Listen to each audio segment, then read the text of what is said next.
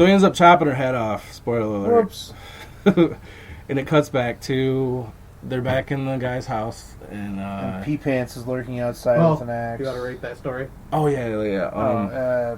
I gave that story a 5. Yeah, it's whatever. Nothing horror about it really. No, it's just kind of like a guy looking for his wife in irony. a creepy mansion-ish type of old house thing going on. Yeah, I'd give it a 6. No real threat. I got a feel like a 6. I gave it the lowest. So it cuts back to the teacher, and he gets a new student, some dude who says he heard it from his sister who knew a guy in school, and this one is this is the one that I didn't want to pick Body Bags for because they both had this segment in it, and Body Bags had the hair segment, right, which is just awful, horrible. It's not horror whatsoever, and this is about 4 girls trying to get into a nightclub. They get in and it sucks, so They're they having leave. a ghouls night out. Yeah, so they leave. Is that what you call women? That's fucking sexist. No, it's a Misfits song. Oh.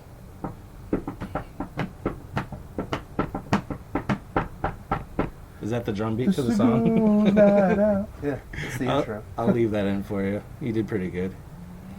So they're going to another place because this place sucks, and it does suck. It's fucking stonewashed jeans, really bad Casio rock, 80s rock type shit. This is the segment with the Dream Warriors girl Mhm. and the Mr. Belvedere girl. Yep. And somebody else. Oh, and the King of the Hill girl.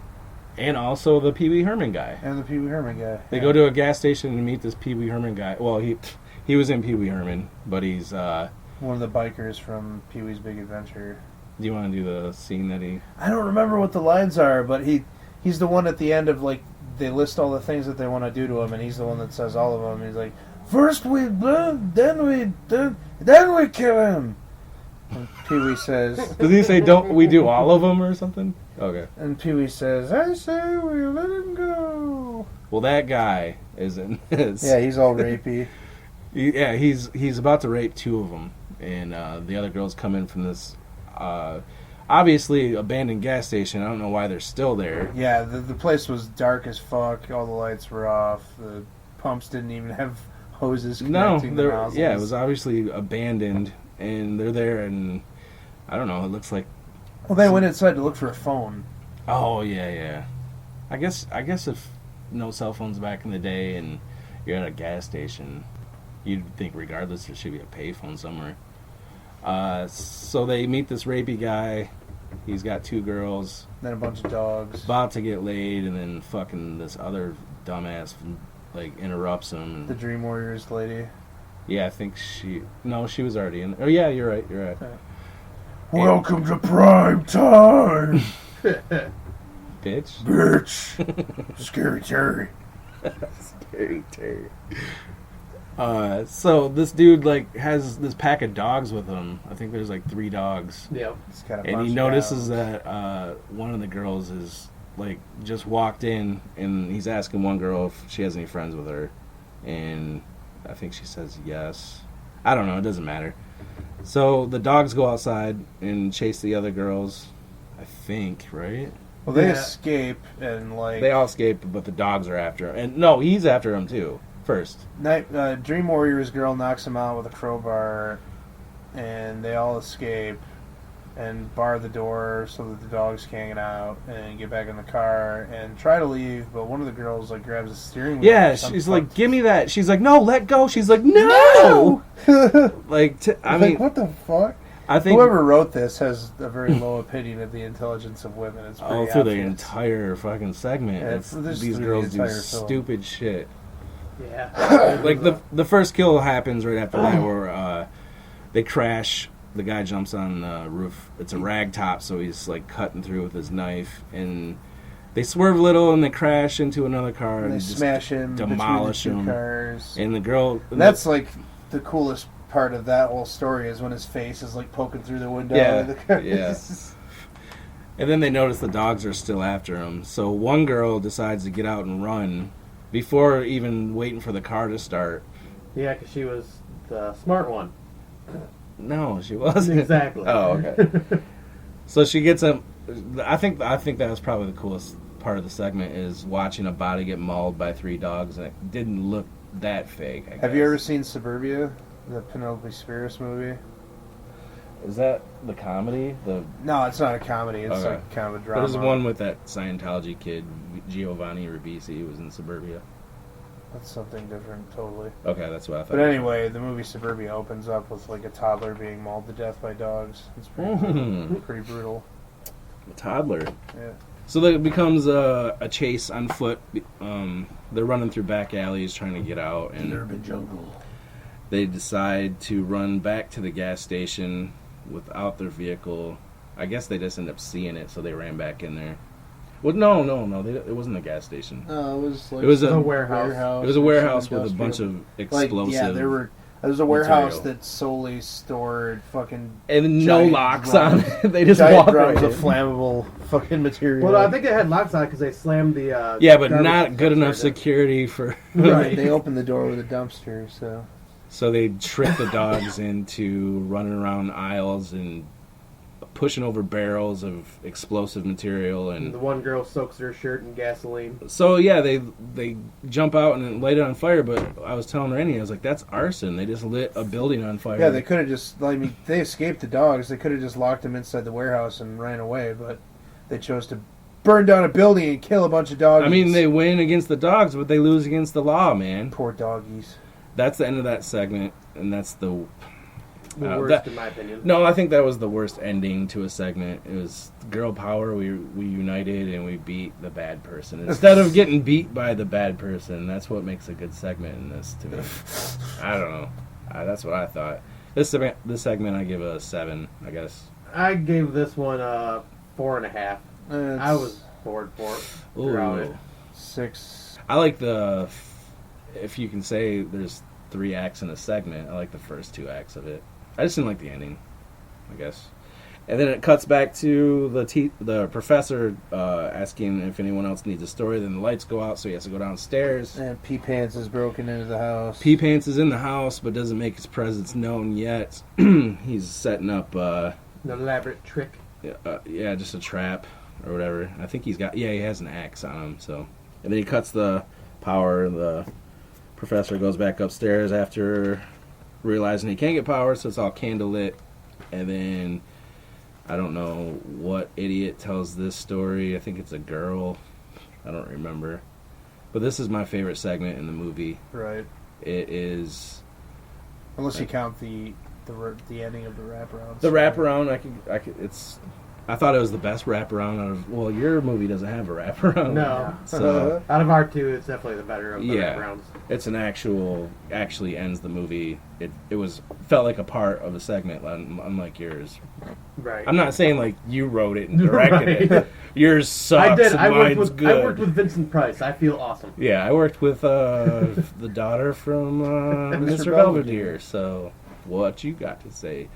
This next segment is about an operator, and I guess it's like an operator An for answering service. an answering service for like a huge hotel. I don't It's an think. apartment complex Yeah, because the woman like, says she lives there. Before there were answering machines or pagers or whatever, I guess. Like Yeah, it's a night shift, and the there's other girl's people been that getting would her. take your calls for you and The take girl, your messages. yeah, the girl she relieves has been getting harassed. Is that the one who was getting harassed? No, it was the girl that's No, in the the- apartment that yeah, gets it's- harassed. Oh, she lives Some at the actress apartment. that lives in an apartment. Yeah. Did she give him Didn't she give her like a forewarning that some weird dude's calling or something? Yeah, the other Yeah. coworker. Yeah, she did say that there's been some weird calls. So she gets to work knowing that some guy's harassing this building, and he keeps calling. How does the security guard downstairs? They talk about. She just got a phone call. How did she know it was like right from outside? I forgot how that Yeah, happened. well, she didn't find out it was right outside. The guy was basically calls her and is like, Oh, the security guard pissed off picked that up. she's not answering. Okay, I got it. So she's getting harassed by this guy, and the security guard notices that the phone's off the hook. Yeah, this is like the third or fourth time. Because what you're missing is the middle part, which was where the first time he calls, he's out in a payphone.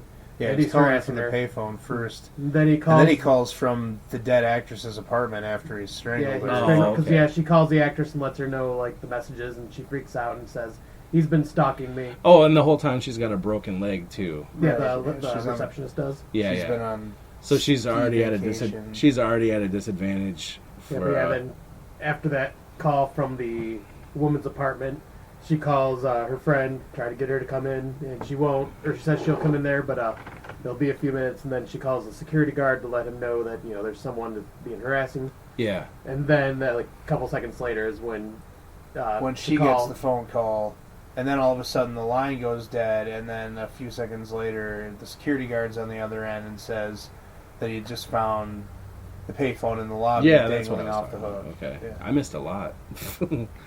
Well, for a second. Yeah, they skip towards the end of both. Yeah, the end is I thought it was ended like great. I mean, there's not Yeah, a the end is payoff. really cool. The security guard shows up. It's kind of Hitchcocky and end with no like payoff of well, yeah, you know what's going to happen. you know what's gonna but it like Hitchcock would like leave it to leaves it to your imagination, Yeah, even yeah. though you know what's going on. The question I had though is when she was running down the hall and smashing all the lights with her her crutch. Crutch? Yeah, what was the point of any of that? I was like, what was Yeah. the point of that? It was slowing her down and Slowed her down, and then she hit the one right by her door, so it was kind of like saying, hey, follow this me is into where the room. I am. This Maybe is where that's I what she was doing. Maybe because she broke the crutch as soon as she went in there. And she and was wanted. waiting. Oh yeah, okay. Maybe It was I think that was a bait to stop in front of the door. no. I honestly think that was just a woman and her plan, what she would do in a panic Jesus moment. Christ. And not do the right thing. I mean, she obviously freaked out, and she's doing what a woman would do. It was everything wrong. Oh, good lord. And now, I'm not talking about We just do in not horror promote movies. I'm talking misogyny about on in this life podcast. and everything. No, I'm just kidding about that part. But just in horror movies and in my personal That's, life. that's just kind of the way that they're written, though. Yeah. I gave that segment an 8.5. I'd give it a 7.5. Yeah, I'd give this one about a 7. Or That is- wait, what did I give the first one? A 6.5? I don't know. Give your mom a 6.5.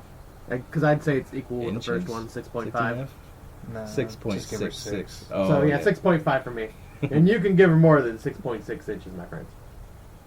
Your whole friends? I can only give her 6 inches. Then it cuts back to the framing story, and they find Mr. P Pants in the professor comes down and finds Mr. P Pants P-Pants in the basement. doing some shit, and then He hits him with the axe handle and knocks him out. Yeah, and then he ties up the professor upside down over a burning circle, and Starts playing with him by pushing him through He's the hung. fire.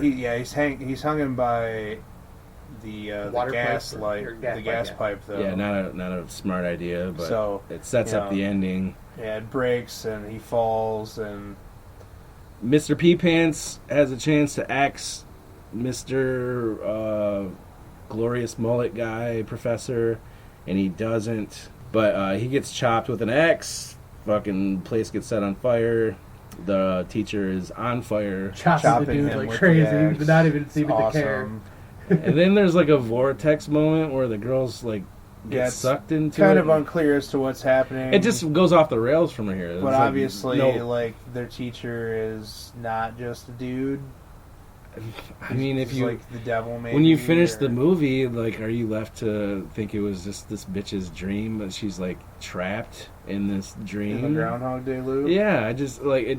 It just turns into the teacher turns into like a skeleton and starts hunting her down. And, Fucking Jason and the Argonauts, bro. yeah, there's some claymation. Stop motion. Yeah, always nice.